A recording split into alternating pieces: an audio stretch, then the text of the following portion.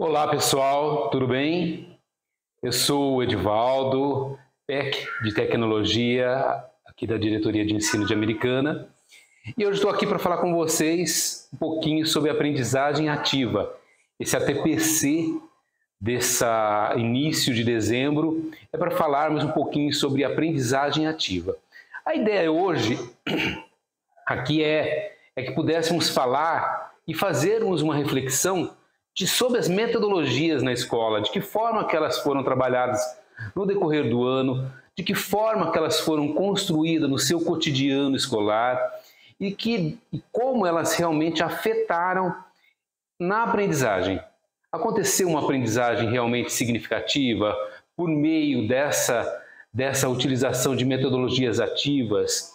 A ideia não é apresentarmos grandes ferramentas aqui nesse momento, mas sim fazermos uma reflexão sobre a sua metodologia. Como foi o seu trabalho desenvolvido utilizando a aprendizagem ativa como metodologia durante o decorrer de 2022, para que pudéssemos nos preparar para 2023. Ou seja, você já começar a pensar na sua aula para 2023, pensar na sua metodologia que seja mais adequada para o seu aluno em 2023. Ou seja, eu paro, faço uma autoavaliação de todo o meu processo e para dar continuidade em 2023. Para você colocar lá nos seus planos de aula, para vocês colocarem nos seus programas de ação para 2023, tudo isso pensando com foco no sucesso de aprendizagem dos nossos alunos. Esse é o grande intuito, ou seja, termos ferramentas que sejam condizentes para o nosso aluno do século XXI. Sermos um professor do século XXI alinhado com esse aluno do século XXI. A minha ótica aqui nesse momento vai ser exclusivamente ligada e conectada a isso. Termos ferramentas capazes de alicerçar uma aprendizagem que realmente tenha sucesso em cada ação que aconteça dentro da escola, em cada avaliação, em cada conteúdo que for desenvolvido e trabalhado, tudo isso sempre com a ótica da aprendizagem ativa, que está alicerçada numa aprendizagem criativa também, que está alicerçada numa aprendizagem condizente com o nosso momento. Certo? Então, é sobre isso que a gente vai falar. A nossa reflexão hoje, nesse ATPC, é sobre isso, certo? Eu começo com uma frase do John Dewey. O John Dewey, ele era um educador lá do século XX, que já trazia para a gente um pouquinho, ele já falava de aprendizagem ativa no início do século XX. Ele falava que dê algo para os seus alunos fazerem, não algo para aprenderem. Se o fazer demandar raciocínio, o aprendizado acontece naturalmente.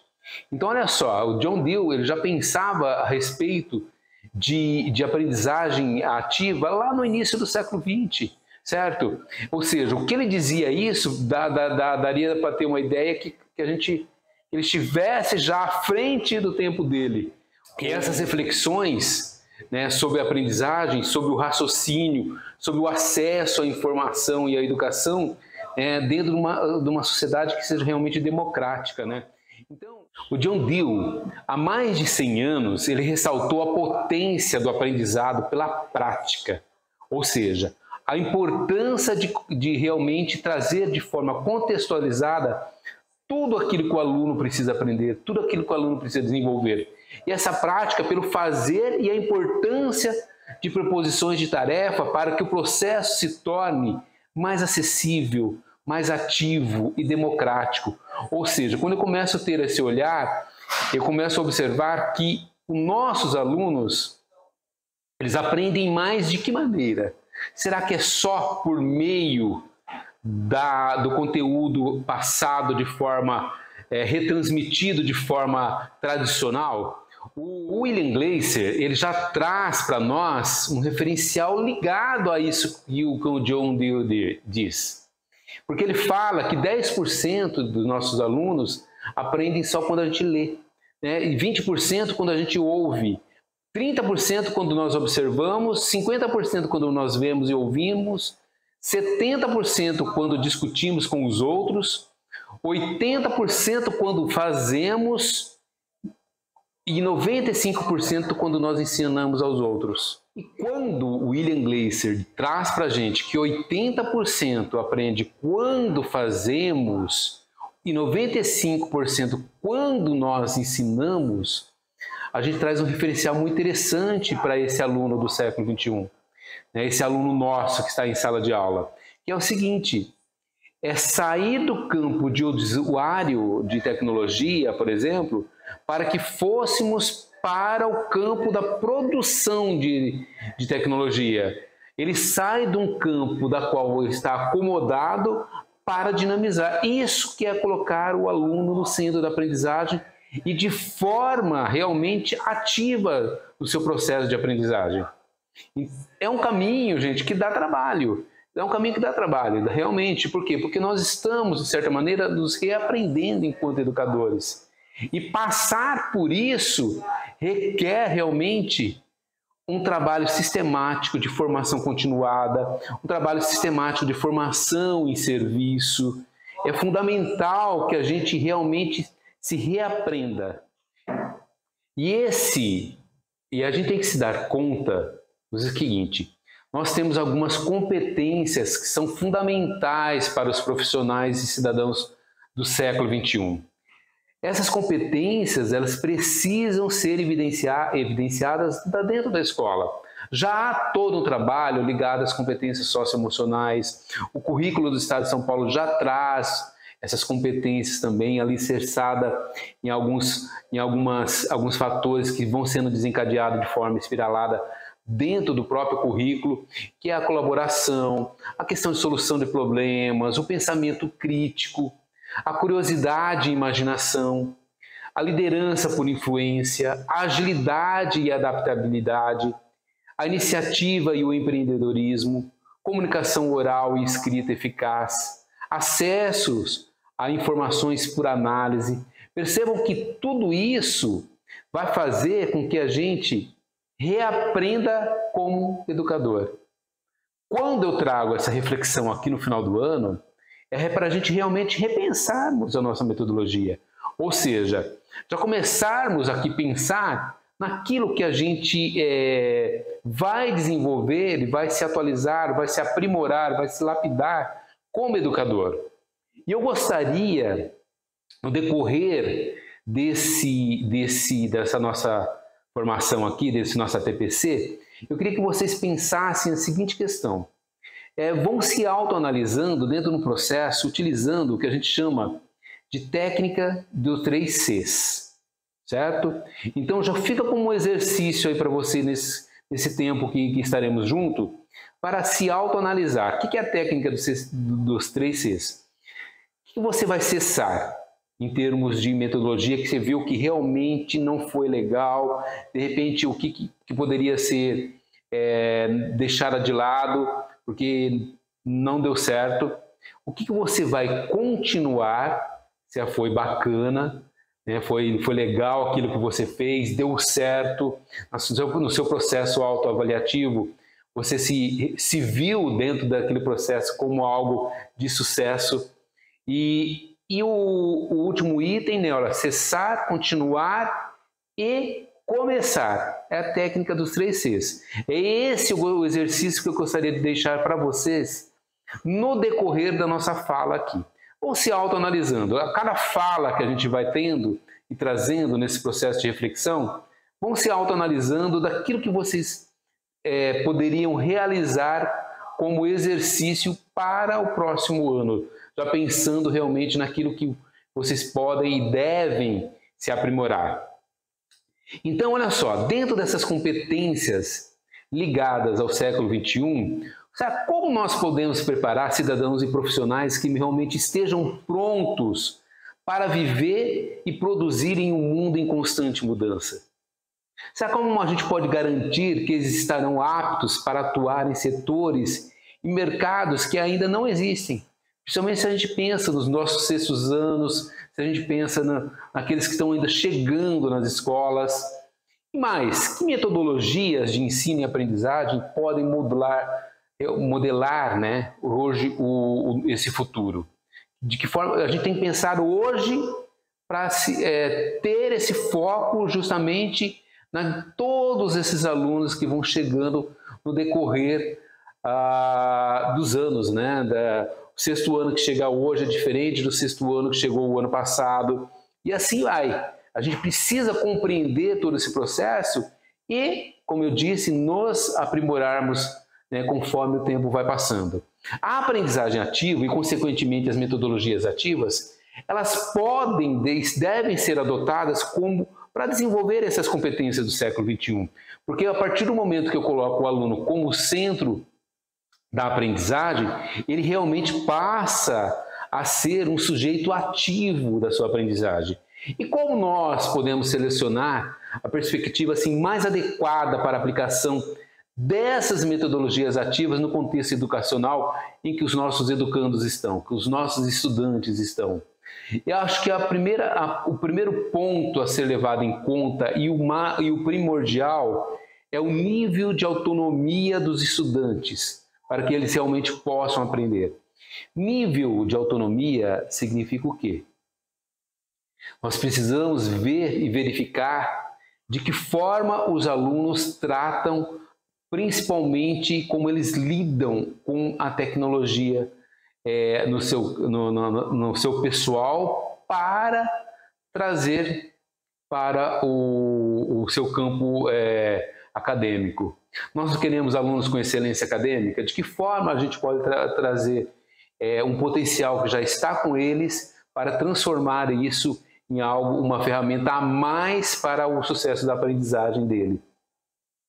E esse nível de autonomia também passa para vocês, professores, passa para os gestores, passa pela maturidade da escola com relação ao uso da tecnologia, de que forma isso realmente se dá no cotidiano, se dá no dia a dia da escola, se dá no contexto que a escola está inserida, certo? Então vamos falar agora aprofundar um pouquinho mais com relação à aprendizagem ativa. Percebam que eu faço um diferencial ligado, não conectado diretamente a metodologias ativas, mas a gente está falando de um contexto muito mais amplo, porque a aprendizagem ativa ela não envolve também as metodologias ativas, mas não necessariamente somente elas. Então a aprendizagem ativa ela é muito maior do que isso, porque a aprendizagem ativa ela realmente tornar o aluno ativo e autor da sua aprendizagem. Por isso que eu falo que sair do campo de usuário de tecnologia para tornar-se um produtor de tecnologia. Por que a gente está ouvindo falar tanto a respeito da cultura maker ultimamente? Por que a cultura maker está sendo tão implantada dentro das escolas? A gente, na verdade, já produzia uma cultura maker dentro da escola, mas não talvez com esse nome, né? Mas a gente está trazendo a cultura maker como uma ferramenta poderosa para realmente trazer o aluno como um sujeito ativo da sua aprendizagem e autor da sua aprendizagem, principalmente, né? E a sala de aula ela é um espaço de resolução de problemas, às vezes com suporte online. Por isso que a tecnologia ela vai ter essa base, ela vai ter essa nuance aqui, né? E vai, consequentemente, possibilitar o quê? Possibilitar realmente mudanças na educação que são similares ao que acontece em outros segmentos da sociedade. Por isso que eu bato nessa tecla. Eu bato na seguinte tecla: o professor ele tem que ser um sujeito do tempo dele. É uma fala recorrente minha quando eu trabalho com tecnologia. Por quê? Se ele não for sujeito do tempo dele, ele não consegue lidar com o aluno do tempo dele. Nós trazemos toda a nossa bagagem de formação que a gente não deve, não pode deixar de lado, mas a gente tem que se aprimorar. A gente tem que realmente, às vezes, deixar algumas vestes para vestir as vestes do nosso tempo. E o nosso tempo implica em lidar com um aluno que já vem conectado à tecnologia, que já vem o famoso nativo digital. Que uma grande reclamação que eu encontro enquanto formador ligado à tecnologia é que esse aluno, apesar de ser um consumidor, um usuário grande de tecnologia, ele não consegue utilizar a tecnologia a favor da aprendizagem dele. Então, nosso grande desafio é justamente encarar isso.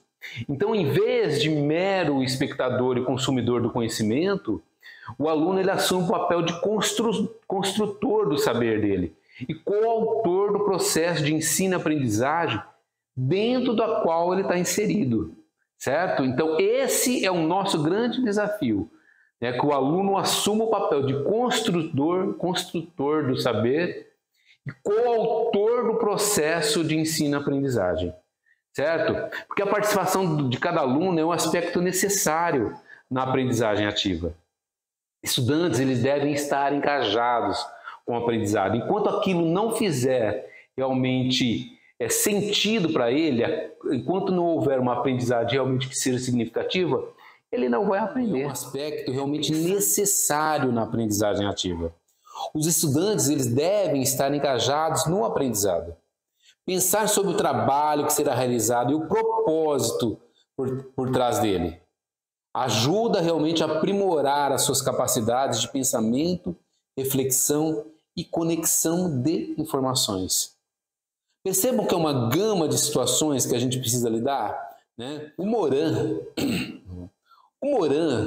junto com a Lilian Bassic, ela diz que toda aprendizagem é ativa em algum grau, porque exige do aprendiz e do docente motivação interna e externa, de motivação e seleção, interpretação, comparação, avaliação e aplicação. Então percebam que nós, de certa maneira, já trabalhamos com essa aprendizagem ativa, sem a gente se dar conta disso. E aí, eu trago agora nesse quadro aqui que vocês estão vendo aí, né, as atividades de aprendizagem ativa e as atividades de aprendizagem passiva. Ou seja, se a gente começa a observar essa modificação e ter um olhar aqui focado nessas atividades, a gente percebe a mudança que deve acontecer. Ou seja, observem o quadro, olha só, as atividades de aprendizagem passiva. Ela está ligada à memorização, à reprodução de informações, ao estudo teórico, à reprodução de protocolos ou tutoriais, à imitação de métodos, à ausência de registro. Enquanto na aprendizagem ativa, a gente modifica e observa, traz a observação de evidências no contexto, a formulação de hipótese, a experimentação e prática, a tentativa e o erro como meio e mecanismo de aprendizagem, a comparação de estratégias, o registro inicial, processual e final de aprendizagens. Percebam que tudo isso são campos que a gente precisa rever.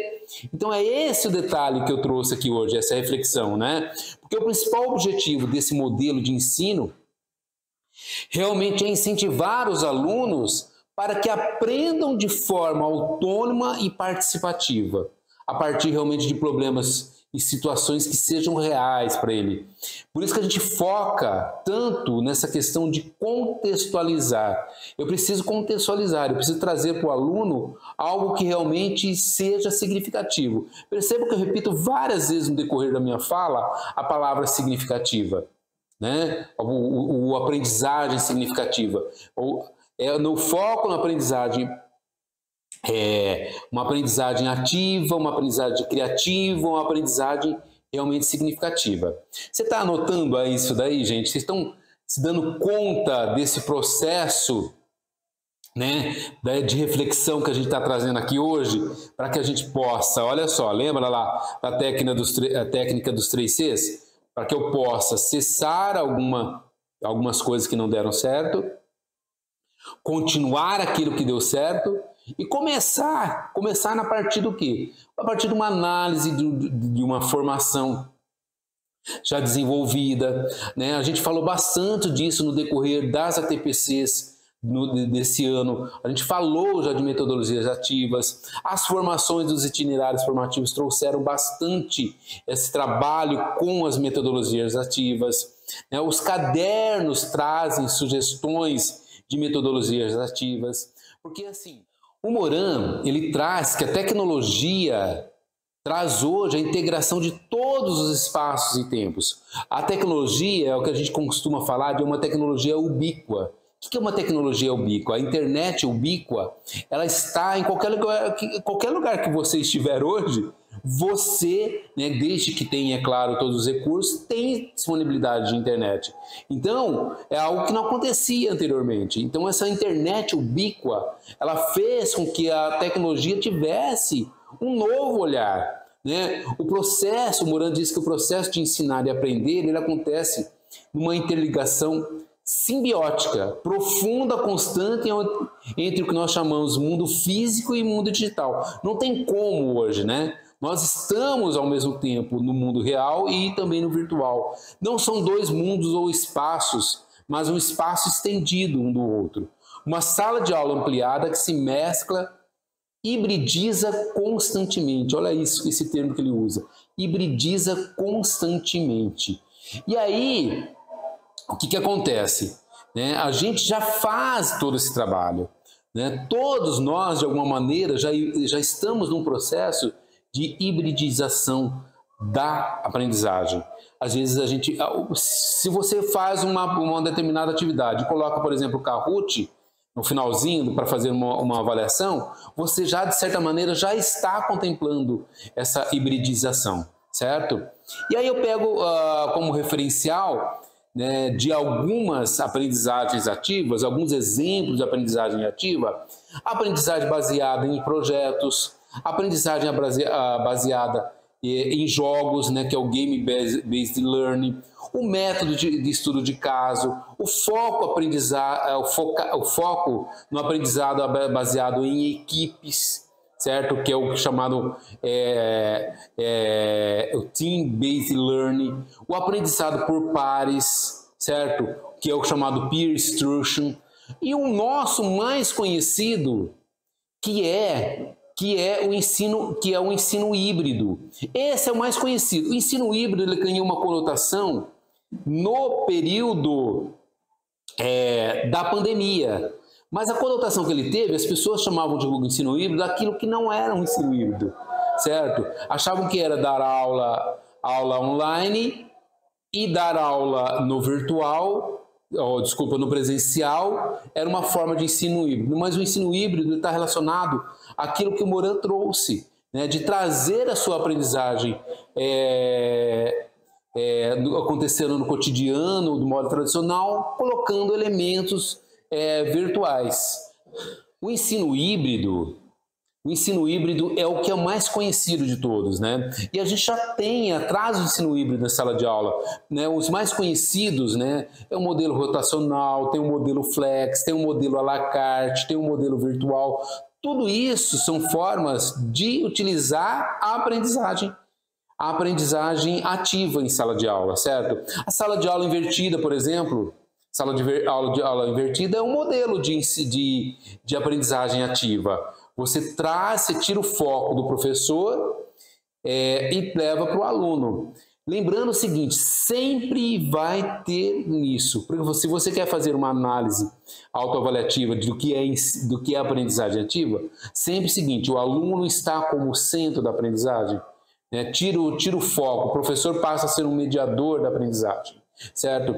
E a sala de aula invertida também está ligada a isso. Lembrar que toda a aprendizagem ativa, ela passa por metodologias. Então, por exemplo, você, professor, que utiliza bastante seminários, o seminário é uma aprendizagem ativa, é uma metodologia ativa. Perceba que ela tem um método, ela tem que acontecer seguindo determinados passos. Sempre lembrar disso, porque às vezes eu coloco a minha responsabilidade para o aluno, mas eu esqueço da minha mediação como professor. Então, por exemplo, o seminário ele tem todo um processo para acontecer. Seminário é uma metodologia ativa que acontece há muito e muito tempo, mas ele necessita, como o próprio nome diz, se é uma metodologia ativa, eu preciso criar realmente para que se torne um método, certo? E aí existem outras possibilidades de metodologia ativa, né? A prática, por exemplo, antes da teoria, muito utilizada nas aulas de ciências da natureza, certo? O júri simulado, o estudo dirigido, estudo de caso, tudo isso são metodologias ativas e muitas outras que eu tenho certeza você, como professor, deve utilizar em sala de aula, né? O Word Café, que já foi sugestão aqui nossa nas ATPCs, né? Tudo isso passa por aquele contexto da qual eu falei, ou seja, de você se dar conta de como que é o nível de maturidade do seu aluno quanto à tecnologia, o nível de maturidade da escola, o seu nível de maturidade. Tudo isso ele é fundamental para que a gente possa mesmo se construir como um agente modificador daquilo que eu faço em sala de aula e daquilo que meus alunos vão construir de aprendizagem, certo? E aí, existem muitos apps, existem muitos sites que podem colaborar nesse sentido. Os apps são muito mais produtivos porque às vezes o aluno está com o celular, ele já consegue transformar em ferramenta para realmente ativar a sua aprendizagem. Você pega, por exemplo, olha, que vai aparecer aí na tela de vocês, né? O Edpuzzle, o Play Positive, o Geniality, todos esses apps, eles podem colaborar, por exemplo, para ter uma boa aula, uma boa aula invertida, porque eles vão auxiliar na sua organização. É fundamental isso.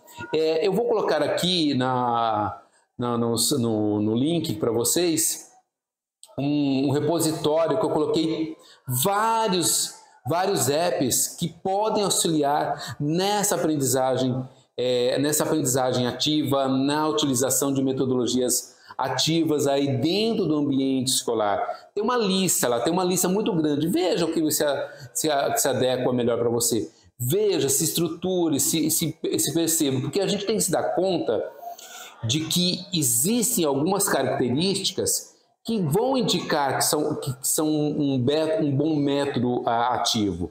Primeira coisa, ele é um método, ele tem uma característica construtivista de se basear realmente numa aprendizagem que seja significativa.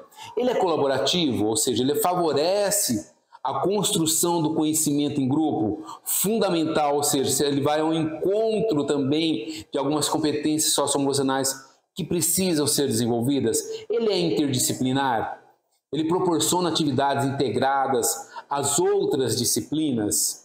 Ele contextualiza, ele permite que o educando realmente entenda a aplicação deste conhecimento na realidade, fundamental para os dias de hoje. Ele é reflexivo, ou seja, ele fortalece os princípios da ética e dos valores morais. Tudo isso são campos que a gente precisa realmente analisar quando eu vou utilizar um aplicativo, quando eu vou utilizar uma metodologia ativa. Outras características, por exemplo, a questão da criticidade. Ele estimula realmente o educando a buscar o aprofundamento de modo a entender as limitações das informações que chegam até ele. Esse despertar dessa criticidade é muitíssimo importante. E essa criticidade também tem que ser trazida para vocês. Tem que se dar conta disso também. Ele tem uma característica investigativa, ou seja, despertar a curiosidade e a autonomia, possibilitando realmente ao estudante a oportunidade de aprender a aprender. Ele é humanista, ser preocupado e integrado ao contexto social. Motivador, ele trabalha e valoriza algumas emoções. E, sobretudo, gente, muito importante para esse aluno nosso que está em sala de aula, ele é desafiador, ele estimula o estudante a buscar soluções de ordem realmente prática, ele desafia, ele traz um efeito desafiador para os nossos alunos. Isso é muito importante, porque a partir do momento que eu trago essa espécie de desafio, eu vou fazer com que o meu aluno vá em busca, ele se torne um aluno pesquisador, ele se torne um aluno que realmente motivado a sair desse ponto que ele está na aprendizagem para avançar para outro ponto. Isso é fundamental hoje, né? Às vezes a gente está tão amarrado, tão centrado aqui, a gente não consegue ter esse avanço. Então vamos nos dar conta disso? Você está percebendo toda essa TPC voltado realmente para uma reflexão quanto aos métodos que a gente utiliza?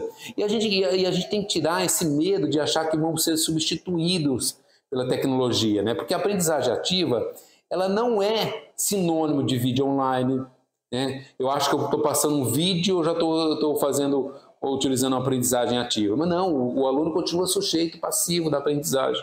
Ele não está substituindo o professor com vídeo, ele não é um curso online, ele não é o estudante trabalhando sem estrutura e orientação. Não, você, professor, está ali o tempo todo, orientando, mediando, participando efetivamente da aprendizagem dele.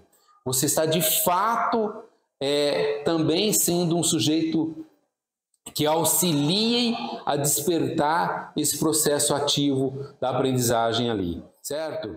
E algo que é imprescindível e fundamental é o planejamento, certo? O planejamento é essencial para a execução. Não pegue e fale assim, agora eu vou utilizar a sala de informática, eu vou usar os notes, né? Sem antes que tenha havido um planejamento de fato. Porque a aprendizagem ativa, ela estimula que o professor seja mediador da aprendizagem dos alunos. E para que o professor seja mediador da aprendizagem dos alunos, o planejamento ele se torna realmente essencial. E aí, o professor ele deve considerar 3 estágios de planejamento. Primeiro, a pesquisa. O professor ele tem que assumir a sua faceta de pesquisador, aquilo que eu falei agora mesmo para vocês. Por exemplo, pegar lá naquele repositório de apps que eu coloquei, procurar ver qual que é o melhor recurso que seja condizente com o seu aluno, com a sua sala. O 7º ano A é diferente do 7º ano B, o 8º ano B é diferente do C, e aí vai. Ou seja, eu preciso encontrar realmente ferramentas que sejam condizentes com o meu contexto. Outra questão, observação dentro do planejamento. Essa é a fase, mais uma fase de aprendizagem para o professor. O professor se torna realmente um aprendiz. E ele é estimulado a observar o quê? O que os colegas estão fazendo também. O que deu certo lá de aprendizagem ativa em tal sala, será que eu posso trazer para a minha? Tal prática faz com que ele se questione, com o professor se questione. O que faz disso realmente aquilo que eu estou fazendo realmente é uma aprendizagem ativa? Aquilo lá é uma metodologia ativa? E o terceiro estágio do planejamento é a testagem e a autoavaliação. Sempre com o apoio, gente, da equipe da gestão escolar. O professor ele pode propor uma atividade, por exemplo, usando tecnologias ativas, e depois fazer uma autoavaliação. Deu certo? Não deu? Que é isso que nós estamos fazendo aqui hoje, né? É a reflexão que eu trouxe lá desde o início, né? O que eu devo cessar? O que eu devo continuar? O que eu devo começar? Perguntando sempre o que deu certo, o que deu errado, quais os ajustes que podem acontecer. Aquilo que você vai cessar, não necessariamente ele pode ser cessado uma vez. Faça um teste novamente, reveja onde que você não deu certo. Por que não deu certo? O que eu preciso corrigir? Certo? E aí eu poderia até colocar, né? Outro C, né? Olha só, cessar, corrigir, continuar e começar. Poderia até estar colocando outro C aí nesse campo de exercício, né? Porque é o seguinte, a aprendizagem ativa e as tecnologias digitais de informação e comunicação, elas possibilitam inovações pedagógicas que favorecem o quê? Favorecem a construção do conhecimento, o respeito aos interesses e às necessidades do aprendiz, a valorização do que o aprendiz já sabe e nas ações que ele vai realizar, certo? Então é fundamental que eu me analise constantemente. Essa necessidade de se autoavaliar o seu processo enquanto profissional, ela tem que fazer parte da sua construção como professor e como sujeito educador desse século XXI, certo? Caminhando aqui para o final da nossa TPC, eu gostaria de expor alguns itens ligados a uma educação inovadora condizente com uma aprendizagem ativa, certo? Mais um reforço para essa nossa reflexão que estamos fazendo aqui nesse dia de hoje. Então vamos nos percebendo dentro desse processo, vamos nos percebendo se eu realmente trabalho e desenvolvo uma educação inovadora. O primeiro item ligado a uma educação inovadora é o pensar juntos. Não tem como, gente, eu estou dentro de uma coletividade dentro da escola, eu não sou um sujeito sozinho dentro do ambiente escolar. Então, para inovar é necessário a gente pensar junto com os outros educadores, auxiliá-los nesse processo de aprendizagem ativa, né? Fazer parte de uma equipe da qual todos têm o mesmo objetivo. A inovação inovadora, ela traz essa premissa básica, né, de pensar juntos. Pode parecer óbvio o que eu estou dizendo, mas às vezes não é. Porque você precisa se encontrar dentro desse processo, né? Pensar também fora da caixinha. E esse pensar fora da caixinha é o seguinte, a gente acha que inovar é um bicho de 7 cabeças, mas não é um bicho de 7 cabeças. Pensar fora da caixinha é sair da nossa zona de conforto. A gente às vezes se instaura dentro de uma zona de conforto e não se dá conta disso. Então é pensar fora da caixinha, é pensar de que forma que eu posso dar o meu primeiro passo para sair de uma zona de conforto, certo? Considerar pensamentos convergentes e diferentes. Isso envolve realmente uma escuta ativa de opiniões de todos os agentes envolvidos na escola. Os professores, os gestores, os alunos, os pais. Tudo isso faz com que a gente comece a perceber esses sujeitos também fazendo parte da aprendizagem do aluno. Esses pensamentos, eles podem convergir para um único lugar, mas às vezes podem ser diferentes. Então a gente tem que se dar conta desses pensamentos também e de que forma eles estão afetando essa aprendizagem do aluno. O protagonismo e a criatividade devem andar juntas a favor dentro de uma aprendizagem ativa. Protagonismo e criatividade devem estar conectadas juntos ali. Em um outro momento, a gente volta a falar sobre exclusivamente de aprendizagem criativa. E a aprendizagem criativa também ela deve fazer parte do processo de uma aprendizagem ativa. Elas são distintas, mas elas convergem. Como eu usei o mesmo termo agora mesmo, elas convergem. Então, de que forma porque ela pode chegar também como uma ferramenta para auxiliar os nossos alunos, certo? Intencionalidade. As ações desenvolvidas devem estar atentas ao seu propósito primordial. Sempre, não tem como, né? Eu tenho que trabalhar sempre, eu tenho que trazer à tona para que eu vou usar aquela metodologia. Simplesmente para tornar a aula mais dinâmica já é uma intenção, mas tem que ser algo muito mais profundo essa intencionalidade. Verificar de fato, realmente, qual que é o meu objetivo ali?